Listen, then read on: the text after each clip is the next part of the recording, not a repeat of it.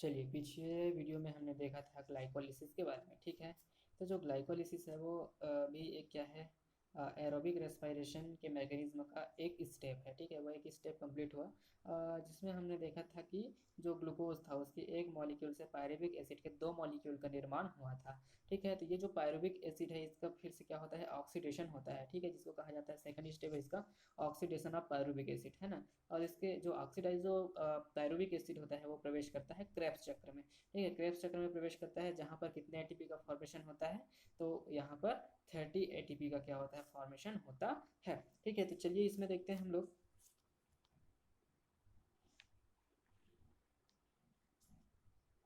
Oxidation of pyruvic acid, ठीक है। Oxidation of pyruvic acid इसमें देखते हैं कि ऑक्सीशोषण में ग्लाइकोलिसिस के पश्चात क्रेब्स साइकिल के सुचारू संचालन या संपादन के लिए, है ना, जो पायरुविक अम्ल का, है ना, एसिटिल को एंजाइम ए में बदलना अति आवश्यक हो जाता है, ठीक है। इसे एसिटिलेशन भी कहते हैं। और इस प्रक्रम में पायरुविक अम्ल से, है ना, CO2 के एक अणु का क्या होता है, निष्कासन होता है, ठीक है। CO2 के एक अणु का निष्कासन भी होता है। यहाँ पर क्या होगा, देखिए, जो ग्लाइकोलिसिस के पश्चात जो है क्रेब्स चक्र के सुचारू रूप से चलने के लिए, है ना, किसकी आवश्यकता होती है, तो पायरुविक एसिड का एसिटिलेशन आवश्यक होता है, ठीक है। इसको एसिटिल को एंजाइम ए में क्या कर दिया जाता है, इसको बदल दिया जाता है, ठीक है।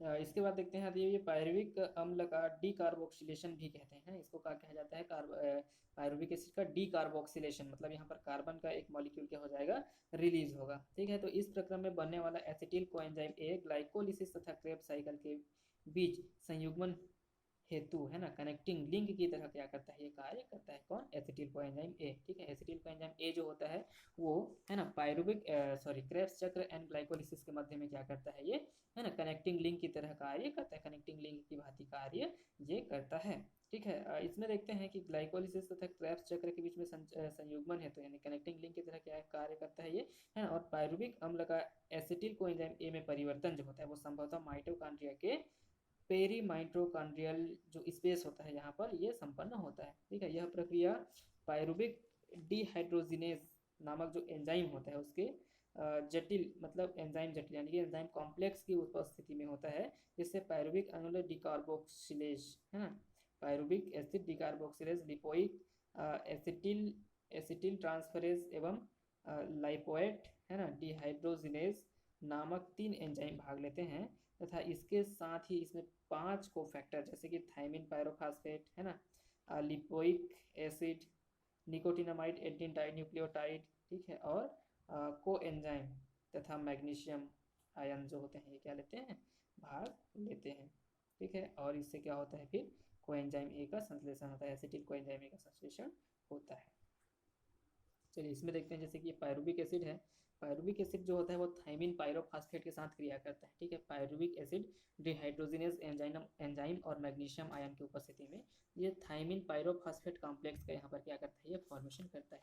प्लस यहाँ पर क्या रिमूव हो जाता है, CO2 का एक मॉलिक्यूल यहाँ पर रिमूव हो जाता है, ठीक है। अब थाइमिन पायरोफॉस्फेट जो कॉम्प्लेक्स होता है वो लिपोइक एसिड के साथ क्रिया करता है, ठीक है। लिपोइक एसिड के साथ क्रिया किया, क्योंकि लिपोइक एसिड डिहाइड्रोजिनेज एंजाइम की उपस्थिति में होता है। तो यहाँ पर देखते हैं, तो यहाँ पर क्या बना, acetyl hydrolipoic acid plus thiamine pyrophosphate, ठीक है। थाइमिन पायरोफॉस्फेट यहाँ पर क्या हो जाता है, अलग हो जाता है, और एसिटिल, है ना, हाइड्रोलिपोइक एसिड का यहाँ पर क्या हुआ है, फॉर्मेशन हुआ है। अब यहाँ पर देखते हैं कि एसिटाइल, है ना, हाइड्रोलिपोएट, है ना, हाइड्रोलिपोएट प्लस कोएंजाइम ए, ठीक है। कोएंजाइम ए जो है ये क्रिया करते हैं लिपोइक एसिटाइल ट्रांसफरेज एंजाइम की उपस्थिति में, ठीक है। और क्या बना लेता है ये, एसिटिल कोएंजाइम ए, और लिपोइक एसिड यहाँ पर क्या हो जाता है, रिड्यूस फॉर्म में होता है, ठीक है। इसके बाद देखते हैं जो लिपोइक एसिड है प्लस यहाँ पर FAD जो है वो क्रिया करते हैं, है ना, FAD क्रिया करते हैं, और यहाँ पर क्या हो जाएगा, लिपोइक एसिड बनेगा, lipoic acid plus FADH2 oxidised form में यहाँ पर होता है। लेकिन लिपोइक एसिड यहाँ क्या होता है, ये रिड्यूस फॉर्म में होता है, और यहाँ पर ये ऑक्सीडाइज फॉर्म में आ जाता है, ठीक है। इसके पश्चात देखते हैं FADH2 प्लस NAD, है ना, ये क्रिया करते हैं और क्या बना लेते हैं, FAD से बन जाता है यहाँ पर NADH प्लस H प्लस यहाँ पर बन जाता है। ठीक है, इसके बाद समस्त अभिक्रियाओं को संक्षिप्त रूप में इस प्रकार से समझाया जा सकता है, मतलब एक सूत्र के रूप में कैसे समझाएंगे। तो यह पायरुविक एसिड, ये कोएंजाइम ए है, तो पायरुवेट और डिहाइड्रोजिनेस कॉम्प्लेक्स जो होते हैं वो किसका निर्माण करते हैं, एसिटिल कोएंजाइम ए का निर्माण करते हैं, तथा CO2 जो होता है वो रिमूव यहाँ से हो जाता है। तो ये डीकार्बोक्सिलेशन भी होता है। तो इस प्रकार से जो है वो पायरुविक अम्ल का जो ऑक्सीकरण है वो क्या होता है, संपन्न होता है। ठीक है,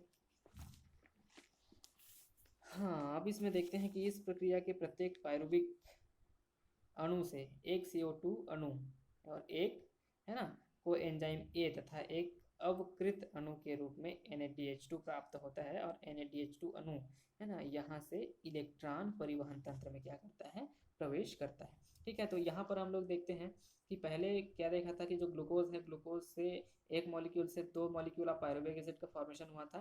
तो ये जो पायरुविक एसिड है ना, ये अलग अलग एसिटिल कोएंजाइम ए का फॉर्मेशन करते हैं। यहाँ पर जितना भी हमने पायरुविक एसिड का ऑक्सीडेशन देखा वो एक मॉलिक्यूल पर देखा है ना। तो ग्लूकोज के एक मॉलिक्यूल से दो मॉलिक्यूल पायरुविक एसिड का बना था, तो वो दो, है ना, अलग अलग जो होता है उसका अलग अलग प्रकार से अलग अलग उसमें क्या होगा, है ना, पायरुविक एसिड का ऑक्सीडेशन होगा, और उसके पश्चात वो अलग अलग ही जो एसिटिल कोएंजाइम ए है वो कहाँ प्रवेश करेगा, तो वो प्रवेश करता है क्रेब्स साइकिल में। ठीक है, क्रेब्स साइकिल में क्या करता है, ये प्रवेश करता है। अब देखते हैं क्रेब्स साइकिल के बारे में।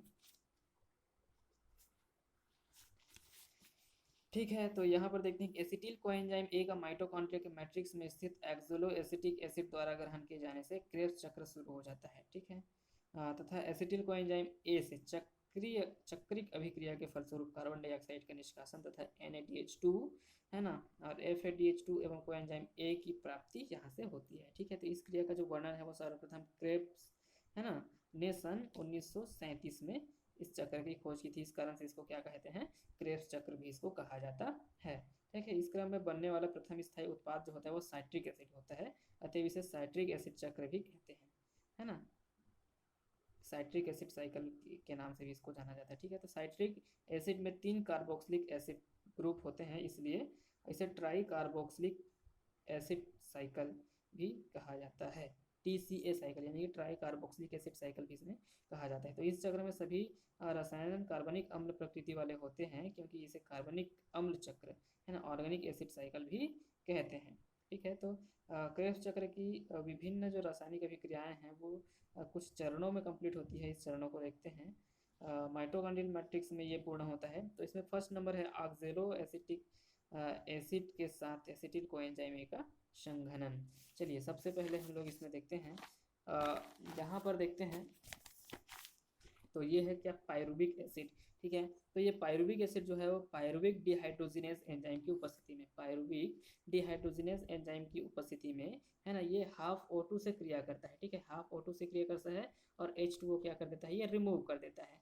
ठीक है, H2O तो रिमूव कर दिया, लेकिन साथ साथ यहाँ पर क्या होगा, जो NAD है इससे क्रिया करके ये इसको NADH में बदल देता है, और यहाँ पर को एंजाइम में जुड़ता है। ठीक है, को एंजाइम यहाँ से जुड़ा और CO2 क्या हो गया, यहाँ पर रिमूव हो गया है। तो इस प्रकार से यहाँ पर क्रिया होता है, और ये क्या है, ये पायरुविक एसिड का ऑक्सीडेशन है। क्या है ये, पायरुविक एसिड का ऑक्सीडेशन। अब यहाँ पर क्या बन गया है, एसिटिल कोएंजाइम ए। ठीक है, तो एसिटिल कोएंजाइम ए जो होता है, ठीक है, एसिटिल कोएंजाइम ए जो होता है वो किसके साथ क्रिया करता है, तो वो ऑक्जेलो एसिटिक एसिड के साथ क्रिया करता है।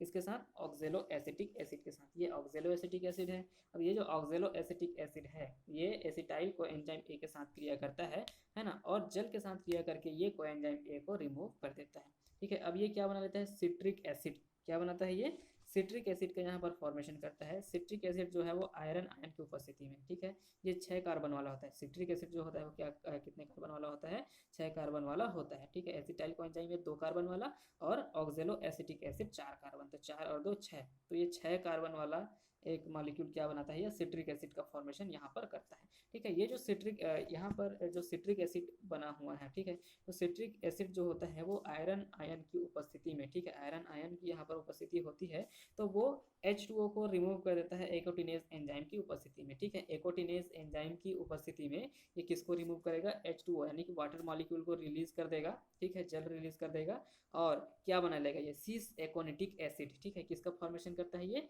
सिस एकोनिटिक एसिड का फॉर्मेशन करता है। ये जो सिस एकोनिटिक एसिड होता है ये फिर से एकोटिनेज नामक एंजाइम की उपस्थिति में जल से क्रिया करके, है ना, आयरन आयन की उपस्थिति में, है ना, ये आइसोसिट्रिक एसिड का फॉर्मेशन कर लेता है। ठीक है, यहाँ पर आइसोसिट्रिक आइसोसेट्रिक एसिड का फॉर्मेशन हुआ। अब ये जो आइसोसेट्रिक एसिड होते हैं ये हाफ O2 से क्रिया करके वाटर मॉलिक्यूल को रिलीज करते हैं और साथ साथ ये NADP से क्रिया करते हैं हाइड्रोजन ग्राही के साथ और उसको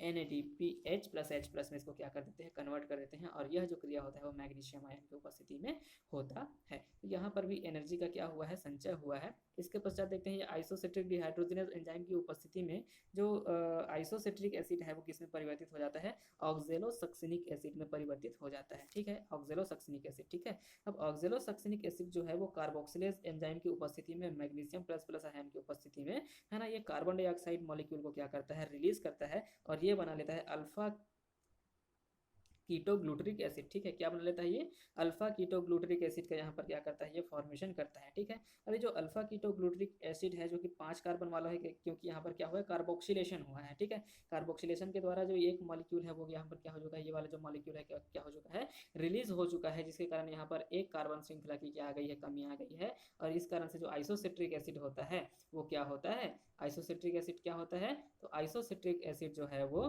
5 कार्बन वाला होता है। ये जो सॉरी अल्फा कीटोग्लूटरिक एसिड जो होता है वो 5 कार्बन वाला होता है। ठीक है, इसके बाद देखते हैं अल्फा कीटो ग्लूटरिक डिहाइड्रोजनेज जो एंजाइम की उपस्थिति में, है ना, अल्फा कीटोग्लूटरिक एसिड है वो हाफ O2 से क्रिया करके, है ना, क्या रिलीज करता है, वाटर मॉलिक्यूल को रिलीज कर देता है। ठीक है, वाटर मॉलिक्यूल रिलीज करते हैं और साथ ही साथ यहाँ पर भी डीकार्बोक्सिलेशन होता है और कार्बन मॉलिक्यूल यहाँ पर भी क्या होता है, रिलीज होता है। अब यहाँ पर बना लेते हैं सक्सिनिल को एंजाइम ए। ठीक है, सक्सिनिल को एंजाइम ए, लेकिन इस दौरान जो NAD है ना, NAD वो बनाता है NADH प्लस H प्लस का यहाँ पर फॉर्मेशन होता है। ठीक है, अब देखते हैं कि जो सक्सिनिल को एंजाइम ए है, यानी कि यहाँ पर ये किसका निर्माण हुआ है, सक्सिनिल को एंजाइम ए का। सक्सिनिल को एंजाइम ए जो होता है वो सक्सिनिक थियोकाइनेज एंजाइम की उपस्थिति में, ठीक है, सक्सिनिक थियोकाइनेज एंजाइम की उपस्थिति में GDP और IP से क्रिया करता है। GDP guanosine diphosphate plus inorganic phosphate से क्रिया करता है और क्या बना लेता है, GTP का यहाँ पर ये फॉर्मेशन करता है। ठीक है, GTP का फॉर्मेशन किया। अब GTP का फॉर्मेशन करने के पश्चात यहाँ पर भी यहाँ पर क्या होता है, ये वाटर मॉलिक्यूल से क्रिया करता है और क्या बनाता है, सक्सिनिक एसिड का यहाँ पर फॉर्मेशन होता है। किसका फॉर्मेशन होता है, सक्सिनिक एसिड का। ये जो सक्सिनिक एसिड है वो 4 कार्बन वाले होते हैं। ठीक है, इसके बाद सक्सिनिक डिहाइड्रोजिनेज एंजाइम की उपस्थिति में जो सक्सिनिक एसिड है वो FAD से क्रिया करता है, इसको FAD H प्लस में कन्वर्ट कर देता है और हाफ O2 के साथ क्रिया करके ये, है ना, जो है वो वाटर मॉलिक्यूल को क्या करता है, रिलीज कर देता है। ठीक है, तो इस दौरान भी एनर्जी की उत्पत्ति होती है। इसके बाद ये बना लेते हैं फ्यूमेरिक एसिड। ठीक है, ये बना लेता है 4 कार्बन वाला फ्यूमेरिक एसिड का फॉर्मेशन कर लेता है। ये फ्यूमरेज एंजाइम की उपस्थिति में वाटर मॉलिक्यूल के साथ क्रिया करता है फ्यूमेरिक एसिड, है ना, और बना लेता है ये मैलिक एसिड। क्या बना लेता है, मैलिक एसिड बना लेता है। ठीक है, तो ये जो मैलिक एसिड है ना, मैलिक एसिड जो होता है वो फिर हाफ O2 से क्रिया करके ये वाटर मॉलिक्यूल रिलीज करता है। ठीक है, और NAD से क्रिया करके ये NADH प्लस H प्लस का यहाँ पर फॉर्मेशन होता है। ये जो अभिक्रिया है वो संपन्न होता है मैलिक डिहाइड्रोजिनेज एंजाइम की उपस्थिति में। ठीक है, और ये बना लेता है क्या, ऑक्जेलो एसिटिक एसिड। ठीक है, ऑक्जेलो एसिटिक एसिड। और ये जो ऑक्जेलो एसिटिक एसिड है वो पायरुविक एसिड की ऑक्सीडेशन के पश्चात बने हुए एसिटिल को एंजाइम के साथ पुनः मिल करके सिट्रिक एसिड का फॉर्मेशन कर लेता है। ठीक है, और इस प्रकार से ये जो चक्र है वो चलता रहता है। ठीक है, इसका महत्व क्या, इसमें देखते हैं हम लोग कि यहाँ पर एनर्जी की उत्पत्ति हो रही है, बहुत सारे यहाँ पर एनर्जी क्या हो रहे हैं, बन रहे हैं। चलिए यहाँ पर गणना करते हैं। तो पायरुविक एसिड के ऑक्सीडेशन से, ठीक है, पायरुविक एसिड के जो ऑक्सीडेशन से बना हुआ है एक NADH प्लस H प्लस का यहाँ पर फॉर्मेशन हुआ है, तो NAD इससे NADH2 बनता है, तो वहाँ कितने ATP का फॉर्मेशन होता है, तो 3 ATP का यहाँ पर फॉर्मेशन होता है। ये 3 ATP का फॉर्मेशन हुआ। ठीक है, उसी प्रकार से हम लोग देखते हैं कि जब आइसोसेट्रिक एसिड से ऑक्जेलोसक्सिनिक एसिड बनता है उस समय भी NADP से NADPH2 का फॉर्मेशन होता है। तो ये भी 3, है ना, जो molecule of 3 molecule of ATP है उसका क्या करता है, फॉर्मेशन करता है। उसी प्रकार से हम लोग देखते हैं कि अल्फा कीटोग्लूटरिक एसिड से जब सक्सिनिक एसिड का फॉर्मेशन होता है तो यहाँ पर भी जो NAD है वो NADH2 है ना का फॉर्मेशन करता है। तो यहाँ भी 3 ATP का क्या होता है, फॉर्मेशन होता है।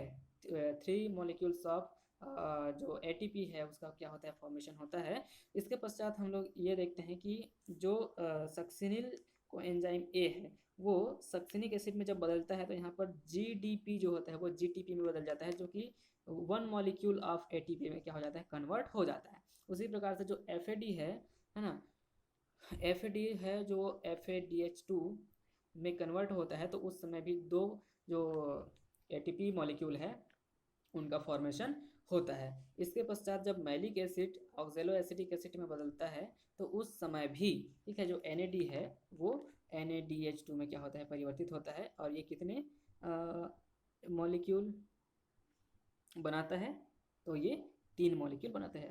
3 3 3 और 3 कितने हो गए, तो 12 13 14 और 1 15। तो यहाँ पर कितने ATP का फॉर्मेशन हुआ है, 15। लेकिन हम पढ़ते हैं कि जो एक मॉलिक्यूल ऑफ, है ना, 1 मॉलिक्यूल ऑफ ग्लूकोज है, उसके ब्रेकडाउन से, उसके ऑक्सीडेशन से क्या बनता है, कितना ATP बनता है, तो 38 ATP का यहाँ पर फॉर्मेशन होता है। तो 8 ATP जो है वो किससे, ग्लाइकोलिसिस से प्राप्त हो चुका है। किससे प्राप्त हो चुका है, ग्लाइकोलिसिस से प्राप्त हो चुका है ना। अब यहाँ पर देखते हैं कि ऑक्सीडेशन ऑफ पायरुविक एसिड से या फिर क्रेब्स और क्रेब्स साइकिल से यहाँ सिर्फ कितने ATP का फॉर्मेशन हो रहा है, 15 ही ATP का फॉर्मेशन हो रहा है, 15 ATP का फॉर्मेशन हो रहा है। ठीक है, तो यदि दोनों को जोड़ दिया जाए तो 23 ATP यहाँ पर होता है, 23 ATP का यहाँ पर क्या होता है, फॉर्मेशन होता है। लेकिन ये यहाँ कितना ATP का फॉर्मेशन होना चाहिए, तो 38 ATP का यहाँ पर फॉर्मेशन होना चाहिए। तो क्या होगा, देखिए यहाँ पर जो पायरुविक एसिड है ऑक्सीडेशन के समय वो 1 मॉलिक्यूल भाग ले रहा है ना, जबकि, है ना, ग्लूकोज के ऑक्सीडेशन से 2 मॉलिक्यूल्स ऑफ पायरुविक एसिड बने थे। तो ये 2 मॉलिक्यूल, सेकेंड वाला जो मॉलिक्यूल होगा और अलग से वो क्रेब्स साइकिल चलाता है, ऑक्सीडेशन एंड क्रेब्स साइकिल चलाता है। तो एक क्रेब्स साइकिल में 15 और सेकेंड नंबर वाला जो मॉलिक्यूल होता है वो दूसरे क्रेब्स साइकिल में 15, है ना, मॉलिक्यूल्स ऑफ ATP का फॉर्मेशन करता है। तो 50 एंड 50 30 एंड ग्लाइकोलिसिस से 8 ATP, है ना, तो 8 कितना हो जाएगा, 38 ATP का फॉर्मेशन हो जाता है। ठीक है, क्योंकि यहाँ पर दो क्रेब्स साइकिल चलते हैं, दो एसिटिल कोएंजाइम के लिए, ठीक है ना। तो 15 15 और वो 8 कितना हो जाता है, 38 ATP का यहाँ पर फॉर्मेशन हो जाता है। ठीक है, तो ये हुआ क्रेब साइकिल।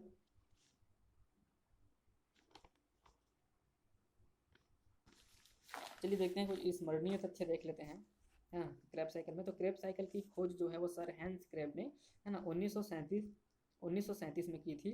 ठीक है, इसको TCA साइकिल यानी कि ट्राई कार्बोक्सिलिक एसिड साइकिल भी कहते हैं। ठीक है, सेकंड नंबर देखते हैं, क्रेब्स चक्र के संपूर्ण अभिक्रियाएं जो होती है वो माइटोकॉन्ड्रिया के अंदर संपन्न होती है। ठीक है, क्रेब्स साइकिल की जो संपूर्ण अभिक्रियाएं हैं वो कहाँ संपन्न होती है, तो माइटोकॉन्ड्रिया के अंदर संपन्न होती है। ठीक है, थर्ड नंबर है कि पायरुविक एसिड, है ना, ग्लाइकोलिसिस एवं क्रेब्स साइकिल की संयोजक कड़ी के रूप में कार्य करता है। ठीक है, पायरुविक एसिड जो होता है वो ग्लाइकोलिसिस एवं क्रेब साइकिल के रूप में, क्रेब साइकिल के बीच में संयोजक कड़ी के रूप में कार्य करता है। फोर्थ नंबर है कि क्रेब चक्र के द्वारा, है ना, कुल 30 ATP का निर्माण ETS के माध्यम से होता है,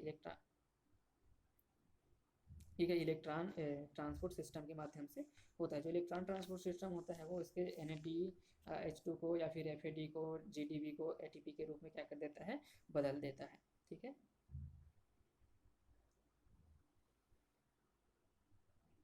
क्रेब्स चक्र को साइट्रिक एसिड साइकिल यानी सिट्रिक एसिड साइकिल भी कहते हैं। ठीक है, और क्रेब्स चक्र से संबंधित समस्त एंजाइम जो होते हैं वो माइटोकॉन्ड्रिया में पाए जाते हैं। ठीक है, तो जो ETS है यानी कि इलेक्ट्रॉन ट्रांसपोर्ट सिस्टम, इसको हम आगे वीडियो में पढ़ेंगे।